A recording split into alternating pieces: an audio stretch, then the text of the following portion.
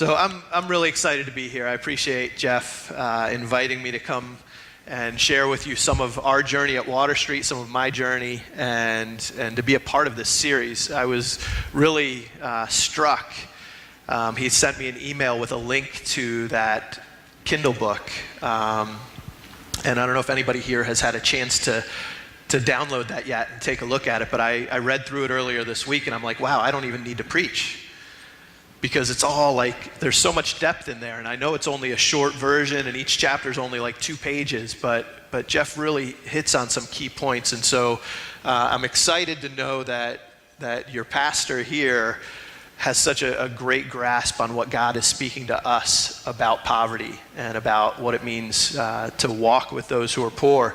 And so that frees me up that I don't really have to go deep on the theological side of it, and I can just talk to you and tell you a little bit about my journey, a little bit about Water Street's journey, and hopefully that will encourage you, hopefully it'll challenge you, hopefully it'll help all of us here take another step deeper in what it means to really live like Jesus and to follow him.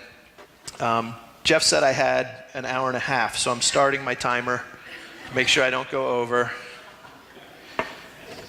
That's not an hour and a half? Everybody will be gone if I go an hour and a half, right? Josh said he'd hit me with tennis balls. So we're all set. He'll just start chucking them at me, and I'll know it's time to go. But I do want to honor our time and make sure it'll be a reminder to me if I haven't gotten to something that I really felt God was leading me to say, I better jump to it if I'm getting close to the end. So as I was preparing for this Sunday, I always want to be sensitive. I'm not the kind of guy who scripts out a sermon at all. I really want to be sensitive to what is it that God would want to be speaking to me and to whoever it is that I'm speaking to that morning. I appreciate even that you take a time in your service and pause to just listen to what the Holy Spirit might be saying. I appreciated your word of challenge this morning and even being reminded to lift up our brothers and sisters in prayer, but listening to what God has to say. And so I always want to be prepared. And there have been times where I don't script it, but I have my outline set. I've been praying over and planning a sermon, and then on my drive somewhere, God drops something in my head. And I just put away all my notes and I go there. And that's really scary to whoever invited me to speak. I'm not doing that this morning. But it was interesting, on my drive here this morning, I live in the city, and so I'm coming up Manheim Pike, and we're going to be talking about remembering the poor. And this truck pulls out I'm at a stoplight, a truck pulls out in front of me, and I start following the truck, and as I get closer behind it, I read the license plate, and it says, Poor Al. And I was like, God, is this the sign? Is there something I need to say? And so I'm driving behind this truck, and I get closer, I see Poor Al, and then I look up at the truck, and it's this huge, shiny Ford F-250 Platinum with tricked out wheels and every option you could imagine on it. I'm like, this guy is Poor Al? But there are different kinds of poverty, right? Maybe he doesn't even know it. Maybe it's a joke that he's poor. Or maybe he grew up poor and he's finally no longer experiencing material poverty, and he's like, I want to make sure everybody knows I've made it. I was Poor Al, but look at my truck now. Does anybody here know Poor Al? I don't want to offend, I'm sorry. And I'm not picking on Poor Al because I don't know his story. But I just thought it was really funny. Poor Al on this beautiful truck that my wife would kill me if I ever even asked for. But all that to say, I wrestled, I prayed. God said, no, that's not what, you shouldn't change your message this morning. I don't have anything insightful to say about Poor Al other than I thought it was really funny. And but it does speak to that idea that Jeff already mentioned, that poverty shows up in so many different ways. And it's not always about finances, but it is about lack, about missing something, about not having something. The passage that I chose to share and have written in your bulletin this morning is not typically one that when you're talking about remembering the poor, it's not one we go to very often. It's actually, because it's June, I thought it would be appropriate to share with you my favorite Christmas verse. since it's June. And so that's why I chose John chapter 1, verse 14. And this became my favorite Christmas verse just in the last couple years. And it was revealed to me, I never even thought of John having the Christmas story in it. We see it in Matthew and Luke really clearly and laid out in detail with genealogy and story and all these different characters showing up. Usually we think of Mark and we think of John not even mentioning the birth of Jesus, not mentioning the Christmas story. But John's so amazing in the way he writes that he takes everything that Matthew and Luke say and he puts it all into one verse. He's like, that's all I need to say. He captures the whole Christmas story in one verse. The Word became flesh and made his dwelling among us. We've seen his glory, the glory of the one and only who came from the Father, full of grace and truth.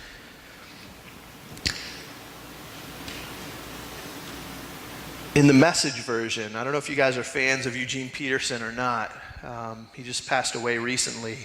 And he wrote this Message version of the Bible, which isn't a translation, and he didn't intend it to be a translation.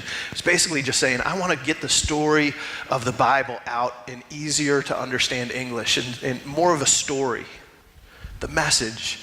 And so in his version, John 1:14 says, the Word, it'd be helpful if I pulled up the Message version instead of NIV again.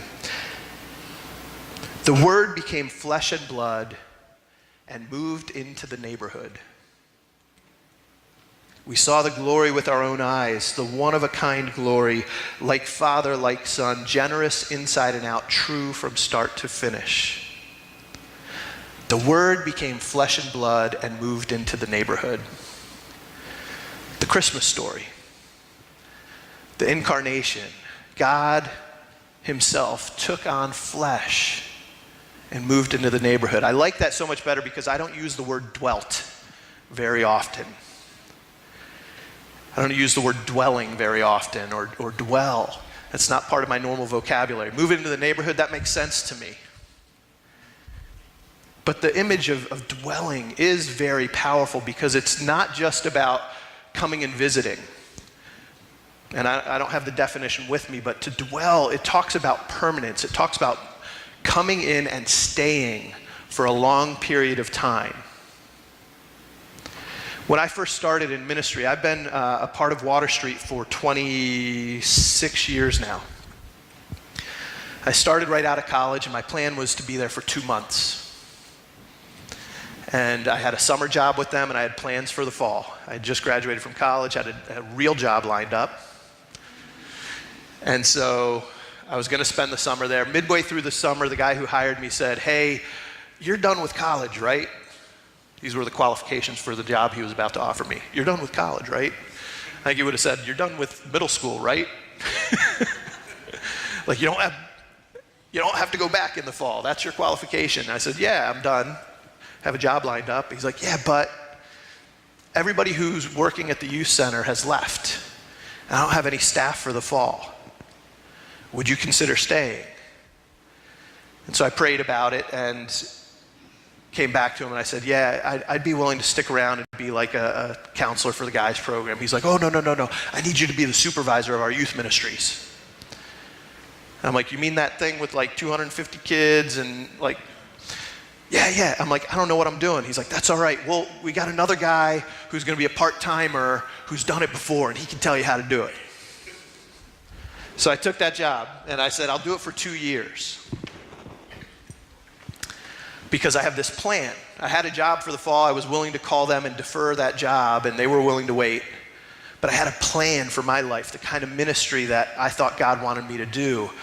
I had it all scoped out, 6 years, 2 years of this, 2 years of that, 2 years of this, and then I was going to launch my own ministry and change the world. Had it all figured out. And so I was like, I'll do 2 years here in this role to help you out. And then in that time, hopefully you can find somebody else who actually knows what they're doing to take the job. And in the first 2 weeks after I started that job, I had a dozen kids ask me when I was leaving. Yeah, that hurt. I thought they didn't like me. And then I started talking to a few of the kids and trying to understand what's going on. Like, all summer long, you guys loved me. And now you're asking when I'm leaving, what's going on? And a couple of the kids that I had built a level of relationship with, I pulled aside and asked that question to them. And they said, Jack, if you're going to leave like everybody else, we don't want to take the time to get to know you. So tell us, when are you leaving? You keep talking about trust. You keep talking about love. You keep talking about getting to know one another and doing life together. But you're just going to leave like everybody else. So just tell us when you're leaving. Then we'll figure out whether we're going to spend any time getting to know you. And I was broken. It totally messed with my head and totally messed with my plans. And I had to take that back to God and say, God, what are you saying in all of this? So I went back to the guy who hired me and I said, I know I've only been here 2 weeks and I may be terrible at my job, but if you want me to stay longer than 2 years, I'm here as long as you want me. And then I could start talking about relationship with these kids. I could start talking about trust. I could start talking about a God who loves them and will never leave them. And not be just one of the dozens of people who tell them that story and leave. And so I laid it all aside, and then 20 years later, they said, do you want to be in charge of the whole place? So if you stick around somewhere long enough, they put you in charge, so be careful. And that's kind of how I became president of Water Street, because I stuck around so long, and they put me in charge. But the lesson that I learned in those first 2 weeks is a lesson I continue to try to learn every day in what God's called me to do. And I think it's a lesson that all of us have to wrestle with, and it goes back to who Jesus is.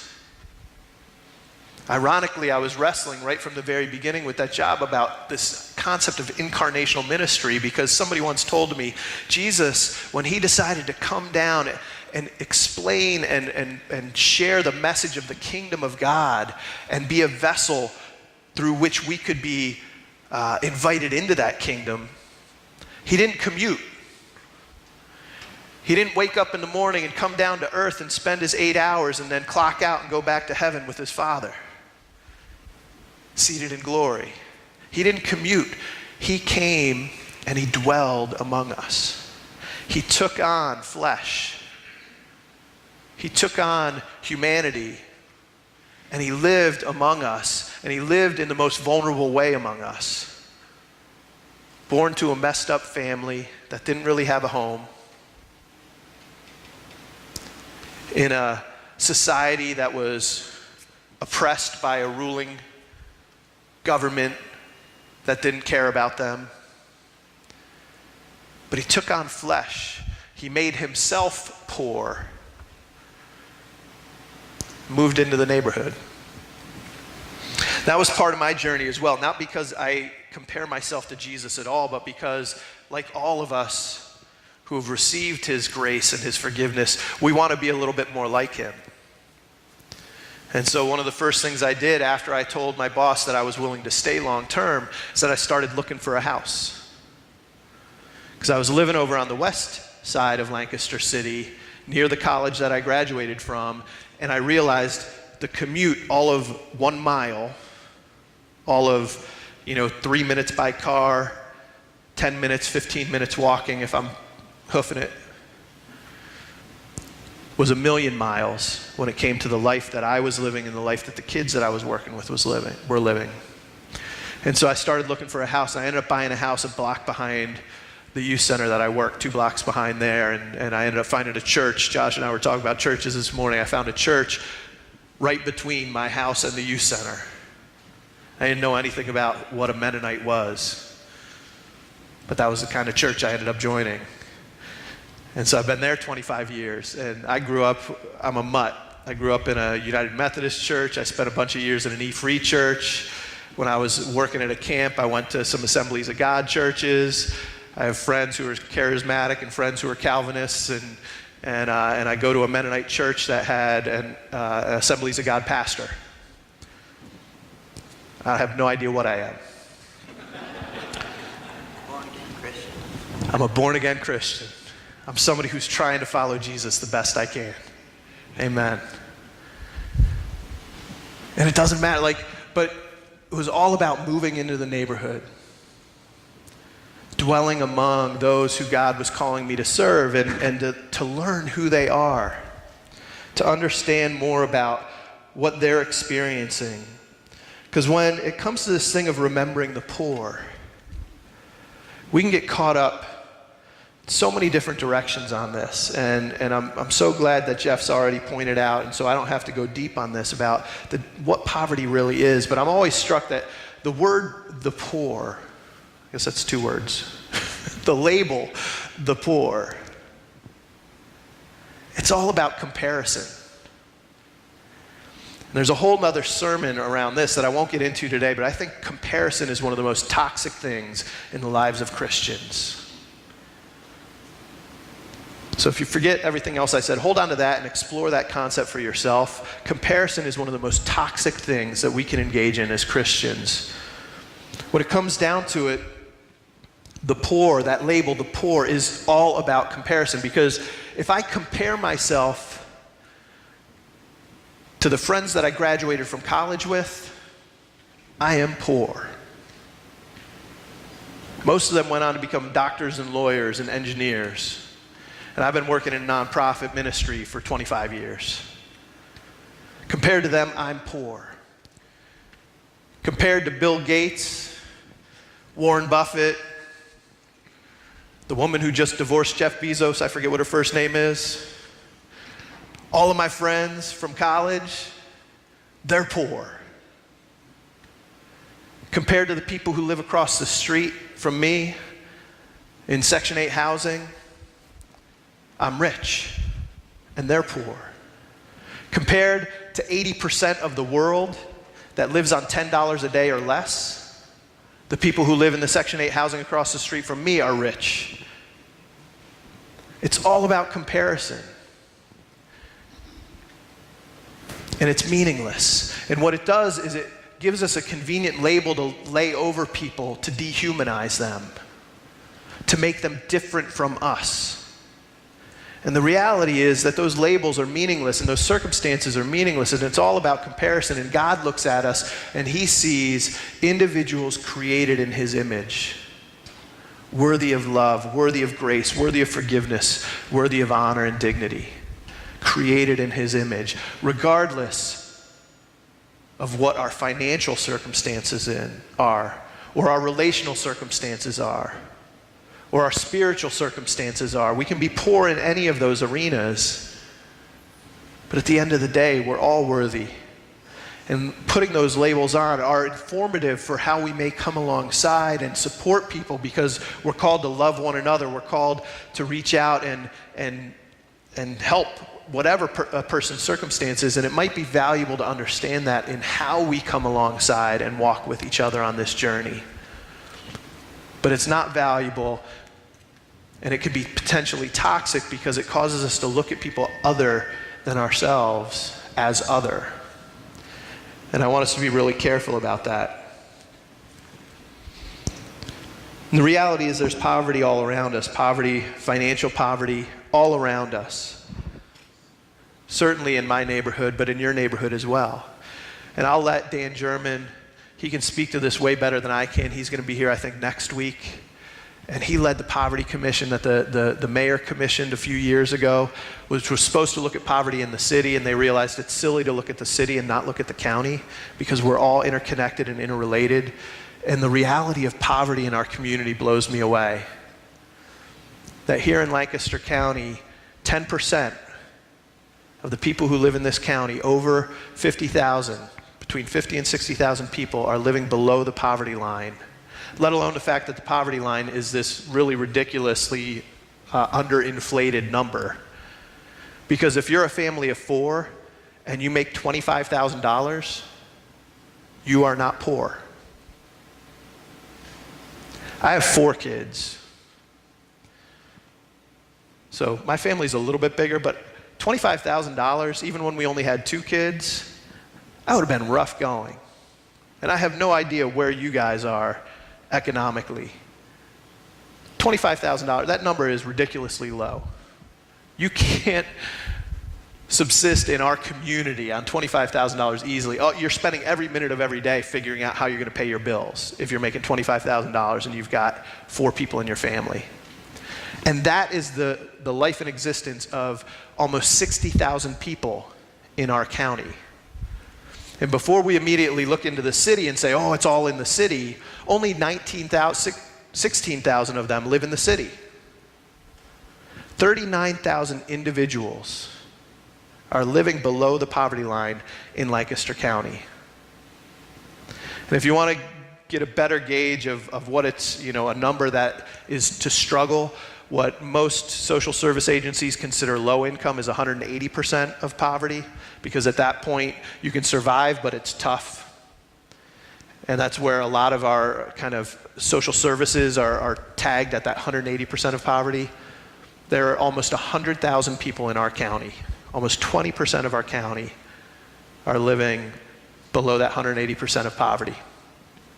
So it's all around us. It's in our neighborhoods. It's in our churches. It's in our communities. It's not black, white, brown, yellow, white. It's none of that. It's our neighbors. It's our friends. It's our community.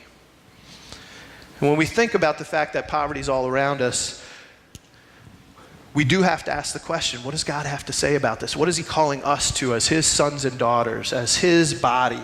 What is he calling us to do in response to that? Water Street has been around for 114 years now. I got to do the math real quick.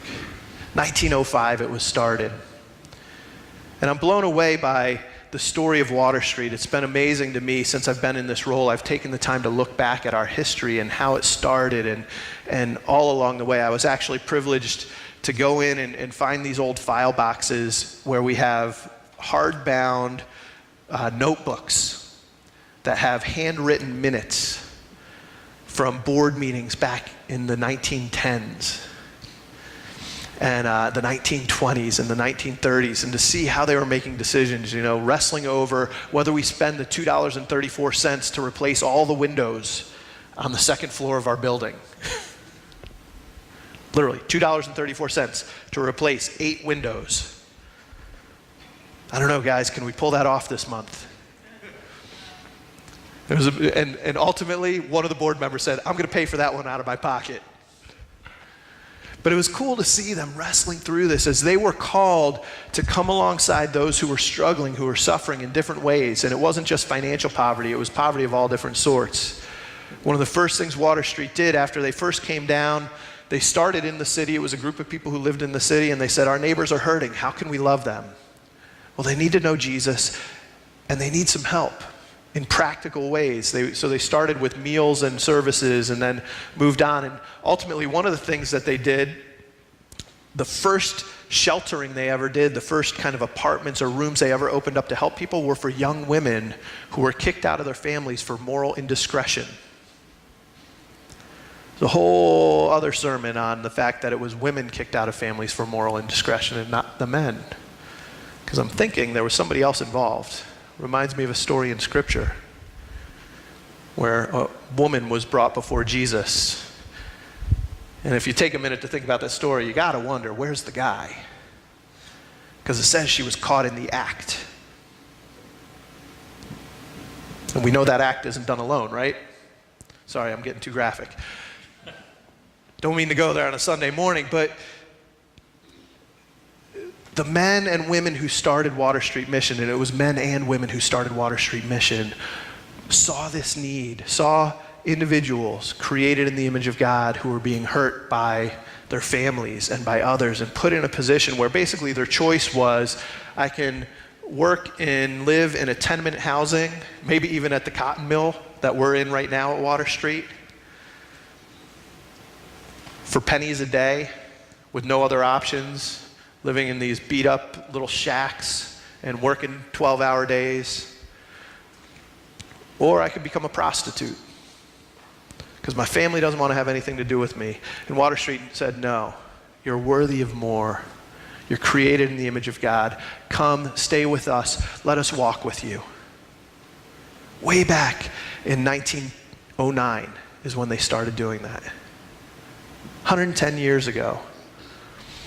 And Water Street for decades, has walked this journey coming alongside people who are experiencing poverty. And yes, we have programs, and yes, we have all kinds of resources and facilities and activities that we do. But at the end of the day, what Water Street's about is relationship. So I know Jeff had offered me the chance to share a little bit of what Water Street's doing, and so if you're not aware of what Water Street's doing, I encourage you to visit our website, come visit us, take a tour. We give tours all the time to learn all that's happening. I've never heard a single person take a tour of Water Street and not walk away saying, oh my gosh, I never knew you did all of this. I worked there for 10 years before I realized all the stuff that we do. But everything from preschool and kindergarten, an early learning center called Wonder Club, which has incredible staff. Josh, woo! We have another visitor from Wonder Club today, Karen. To Teen Haven, which is a ministry that I worked in hands-on for a lot of years, working with youth in the city. Hundreds of kids coming through our youth center every week, hearing the gospel, but more importantly, having people to walk alongside of them on their journey towards leadership, towards growth. And then we do what most people know about us. We have a shelter, and we have food services that provides food and shelter to those who are hurting, but it's so much more than that. It's life transformation. We have health services with medical, dental, and behavioral health that rivals any private clinics, any private practices in Lancaster County. We have dentists who come into our dental facility and are like, oh my gosh, where did you get this stuff? We still haven't gotten our office manager to okay us to buy these things yet. We provide incredibly high-level services in medical, dental, and behavioral health. We partner with Phil Haven. We partner with Naaman Center to provide mental health support and addiction support. And we have life coaches and case managers and liaisons who walk alongside individuals who are going through some of the worst stuff you could imagine in their lives, to walk with them on this journey. And what it comes down to, and that's only a few of the things that we do, but what it comes down to is it's about relationship. One of the things that we've learned in 114 years, I think that was the number I said, right? 114 years, is that it doesn't matter how good your programs are. It doesn't matter how you've studied all the best practices around the country about how to get the greatest outcomes and numbers of people who are making that transition from homelessness to housing to, self-sufficiency, which is a complete fallacy. Because none of us are self-sufficient if we're honest with ourselves. It's about healthy community and healthy relationships and interdependence. That's what thriving looks like. It doesn't look like self-sufficiency. But none of those programs matter if it's not about relationships. And I've had friends come through the mission, and we did a dramatic change of our programs about 5 years ago. And in doing so, we spent time talking with our guests who have gone through our program, who are on the other side, who are doing well and who are healthy. And we said, we're changing things, but we don't want to leave behind some of the most important pieces that impacted you. And we asked them, what is it that was integral, what was most significant in your time with us? And a couple people named classes, a couple people named a concept that they were taught, that they learned, that they grasped, that helped change them. But every single person we talked to who went through the program and succeeded named an individual. I said, my life was changed because of Jesus and Josh. My life was changed because of Jesus and Miriam. My life was changed because of Jesus and Al. It was about relationships. That's where transformation takes place in the lives of those who are experiencing poverty of any kind.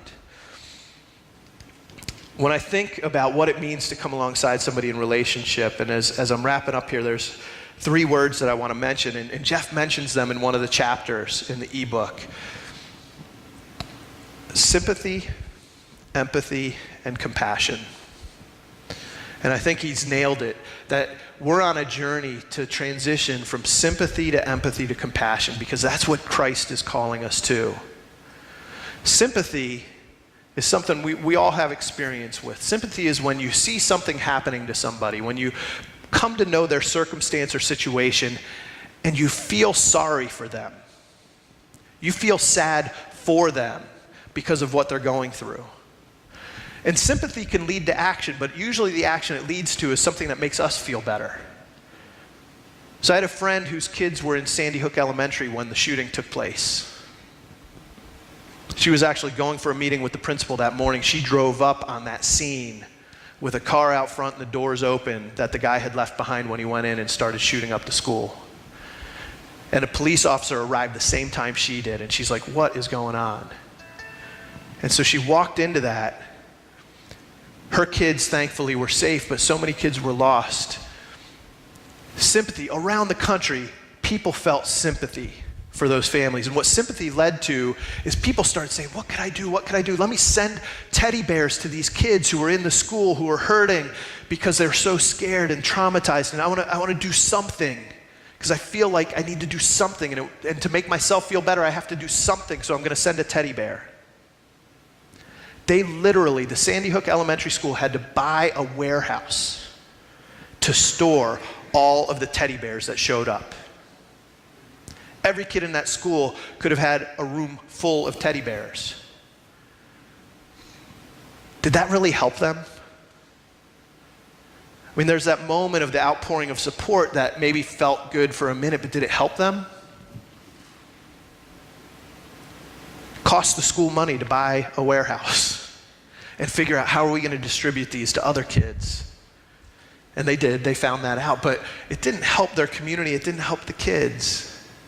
But it helped everybody else feel like I did something. That's sympathy. Empathy takes it another step, where you don't just feel sorry for them, but you actually try to put yourself in their shoes and understand what might they be feeling. So in this case, in Sandy Hook, it's not just, oh, I feel so sad for them, let me send them a teddy bear because it makes me feel better. But I'd say, what would these families be feeling? What would these moms and dads and kids actually be feeling, and what would be helpful to them? And that response may vary in a whole lot of different ways. I don't want to get into the political side of it. For her and her family, she's taken a big role in advocating for school safety.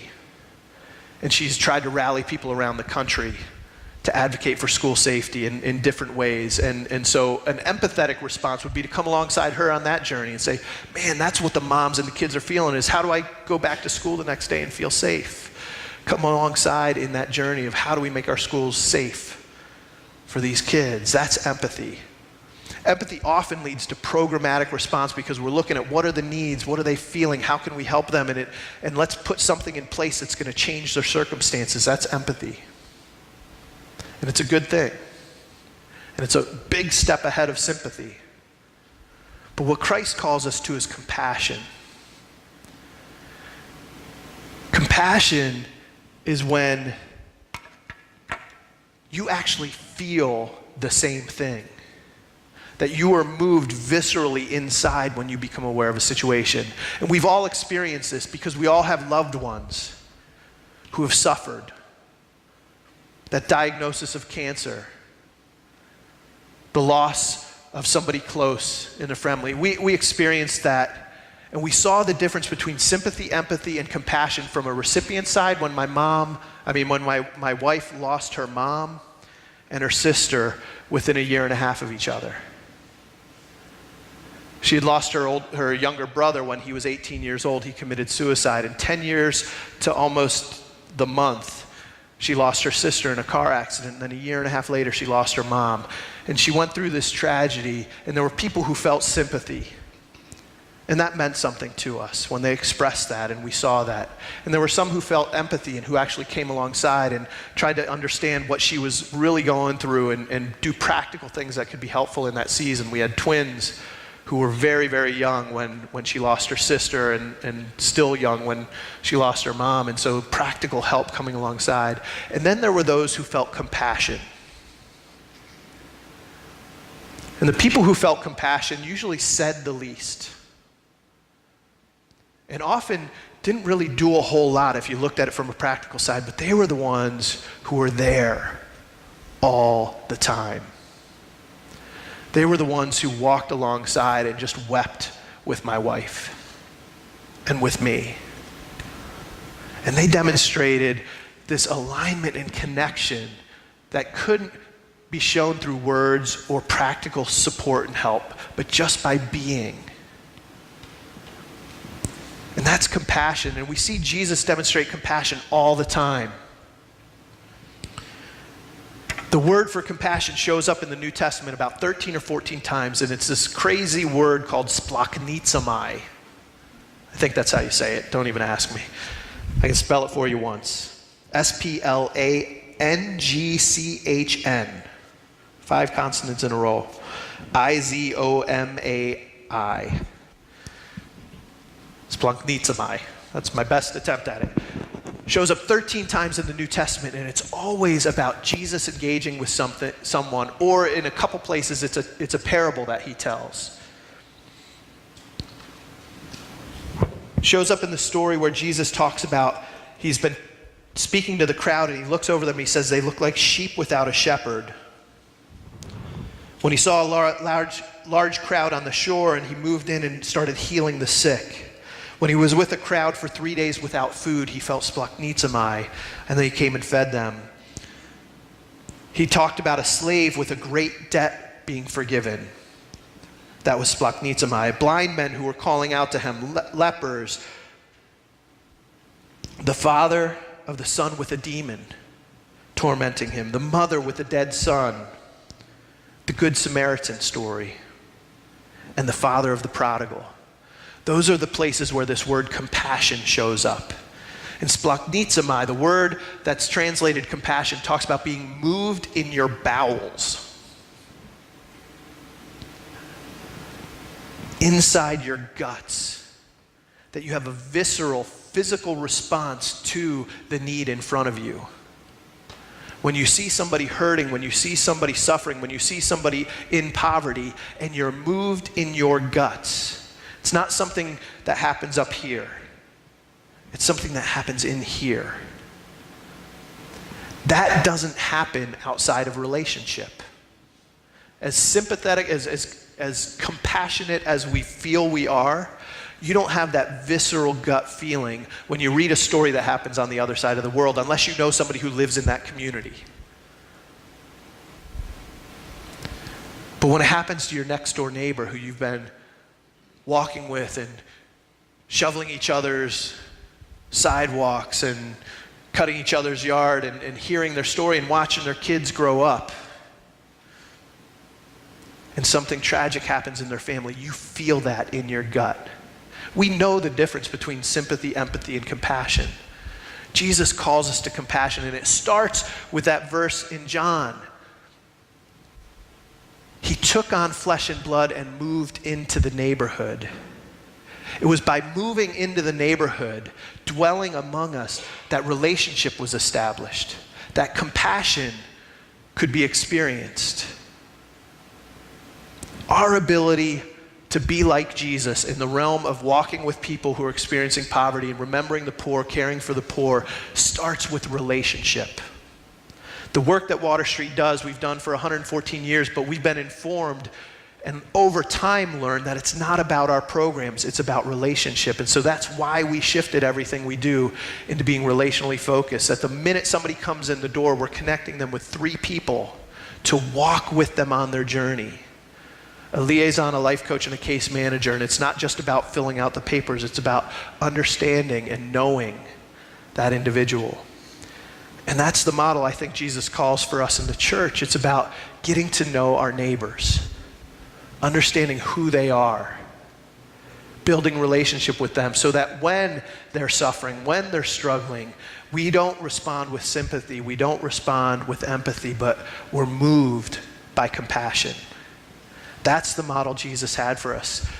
I led a study years ago in my church around the healing stories of Jesus, all the healings that Jesus did. It's an amazing thing to look back at how different every single one of Jesus' healings were. When we hear about hundreds, but we get to see closely, 25 or 30. But every single one of those, in some places, it's a word. In some places, it's a touch. In some places, he spits on people. I mean, what is going on? But it's because he's looking at the individual. Jesus has an ability we don't have to understand somebody's heart and mind and what they're going through, and to meet them right where they're at. For us, that takes a little bit more time and energy. And so as you consider over the rest of this month what it means to remember the poor, what it means to walk with the poor, the one thing I hope you'll take away from this morning is this concept of splachnitzomai, compassion, and what compassion really is. The difference between sympathy, empathy, and compassion, and that Jesus calls us to compassion. And the only way that we can truly experience and live out compassion, be moved by compassion, is when we walk in relationship. And so it's a challenge to us to get outside of ourselves and develop those relationships. If he's called us to care for the poor and we don't know anybody who's poor, the best we can do is sympathy or empathy. And that's not bad. But if we truly desire to live like Jesus, then we need to step out and build relationship, come to know people so that we can be moved by compassion the same way Jesus was moved by compassion. It's impossible to feel compassion and not do something about it. If you move down that road, there becomes a hardening in your spirit that's incredibly toxic. But when we feel compassion, we're moved to it. And if you're sensitive at all to the Spirit, he'll guide you on what that looks like, because it's so different. It's not always predictable. It's not always something that programs that are going to be best practices that are going to lead to these amazing outcomes. Sometimes it's just sitting with somebody and crying. And years later, when somebody looks back, they don't remember the casseroles. They don't remember the teddy bears. They don't remember the case manager who helped them fill out the form that helped them get the housing. They remember the person who sat with them and wept. They remember the person who sat with them and celebrated when they moved into that apartment for the first time. They remember the relationship. So my encouragement to you is to seek opportunities for compassion, to build relationships that lead to compassion, because God will do that in you. You don't create compassion. God moves within you when you're walking in relationship. And to remember the poor, we've got to walk with the poor. We've got to be in relationship. Appreciate you allowing me to share my heart and my story a little bit this morning. And I want to pray for you as we close up. Lord, I just thank you for the journey you've had me on, Lord. And I know I've got so far to go in learning how to live this out. But I thank you even more for Jesus. I thank you for his grace, his love, his forgiveness. Lord, and I thank you that Jesus took on flesh and blood and moved into the neighborhood. He moved into our neighborhood. That he could walk with us, that he could understand us, that he could have more than just sympathy by looking at us from afar, empathy from pretending or imagining what it's like to be in our shoes, but he truly experienced and suffered along with us and beyond what we've experienced. Lord, I pray that you would begin to move us into relationships and circumstances where we can experience compassion the way Jesus experienced compassion. And in the midst of that, as we're moved in our guts, Lord, that you would provide insight to us, that you would provide wisdom and guidance as to what that first step is. That we wouldn't get caught up in having the plan worked out from start to finish, but we'd just be content to follow you one step at a time, walking in compassion. And we'll see you move to transform lives and transform hearts. In Jesus' name, amen.